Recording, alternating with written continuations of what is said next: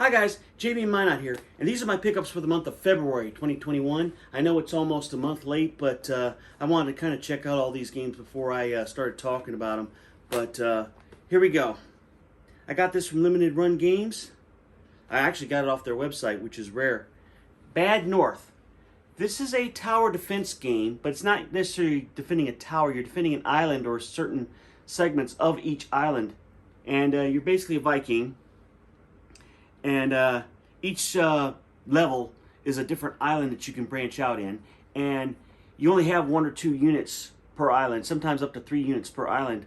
But you got to be really careful, because if you fatigue your units, you won't be able to use them for the next island, and you won't be able to go back, so you have to figure out how to move your guys around to get the enemy. Okay, I got this from Gamefly. Away, Journey to the Unexpected. This appears to be it's a first-person action game. It's a roguelike first-person action game. You start off with a stick. I haven't gotten very far in it because it's so doggone difficult. The graphics are pretty cool. Taxi Chaos. This is a knockoff of Crazy Taxi. It's pretty good if you know how to play Crazy Taxi. If you like Crazy Taxi, you can't go wrong. But the thing is, the game kind of freezes, so it needs a patch.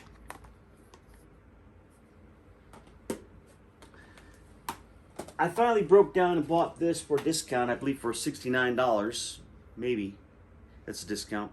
Ring Fit Adventure. And what you do is you can't use it in handheld, obviously.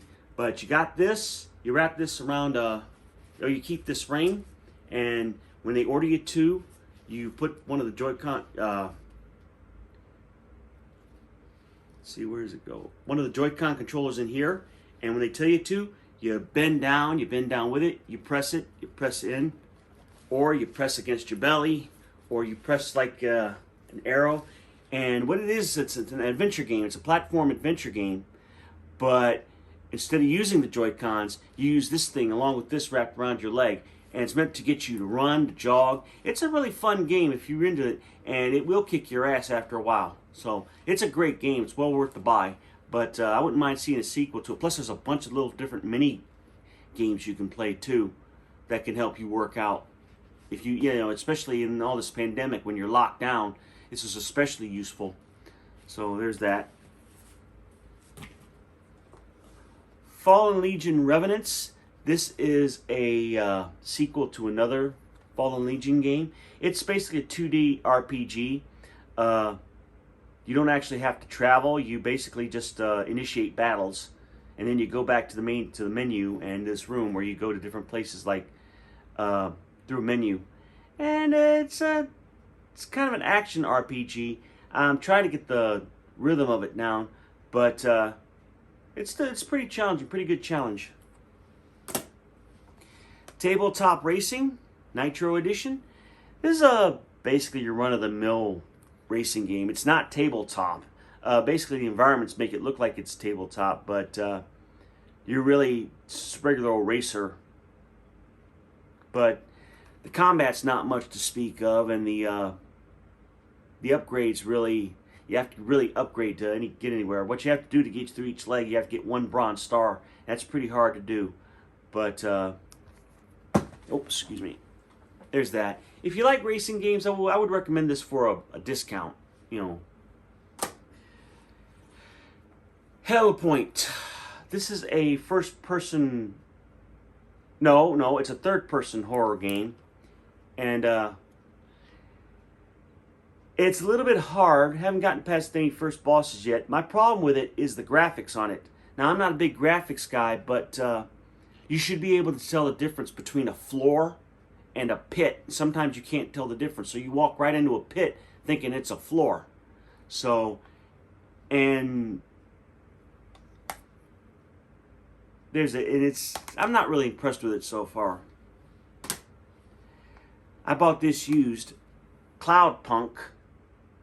It's basically kind of a chilled out type game, kind of like a little bit like Pilot Wings was. Pilot Wings was a bit of a chilled out game where you're basically just exploring, trying to find places that you're tasked to find.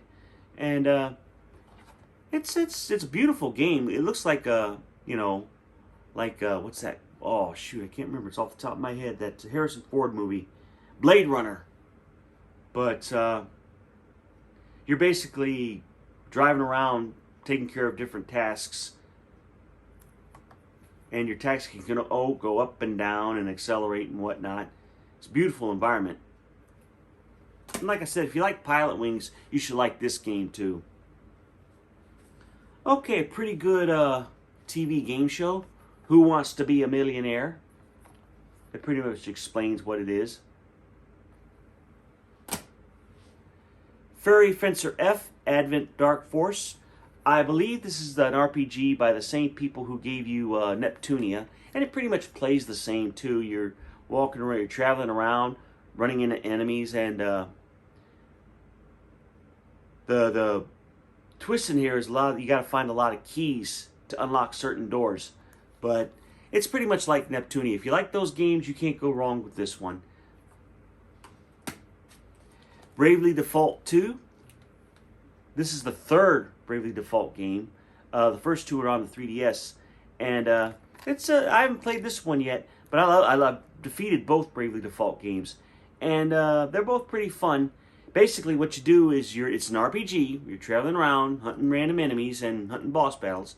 And with each boss battle, you get a new job to assign to somebody. And you can trade off jobs, and you can get dozens of different achievements and whatnot, and different abilities by fighting battles and getting experience points.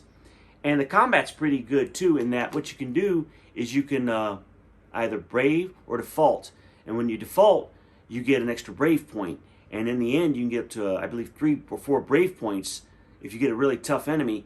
And when you finally get enough brave points, you can use those brave points to really put a hurt on the enemy and have more turns.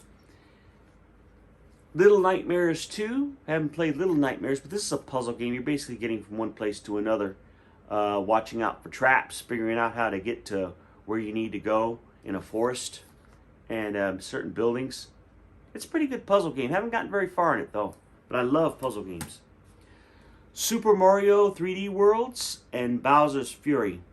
This is an excellent adaptation. The Super Mario 3D World is an excellent adaptation of, I believe, the Wii game, and it's a very colorful game. Bowser's Fury, you're basically doing a lot of what it's basically a 3D platformer with Super Mario, but every once in a while, you have to face Bowser's Fury. He comes out and he starts throwing volcanic balls at you, and you have to figure out a way to shut him off to proceed with the game. It's a pretty full game itself, so it's an excellent condition. If you like Super Mario, you'll love this game. It's great 3D platformer / 2D platformer type. Persona 5 Strikers. This is kind of like a little bit like Dynasty Warriors. It's an action game. It's not a total RPG, turn-based RPG like Persona 5, which I don't know why they won't adapt them to the Switch. I'd get Persona 5 to Switch in a heartbeat. They're great RPGs, but this is basically an action game. You're playing as the Joker, and you still upgrade and you learn to use demons while you're attacking. And it's pretty fun. I got this from Limited Run Games.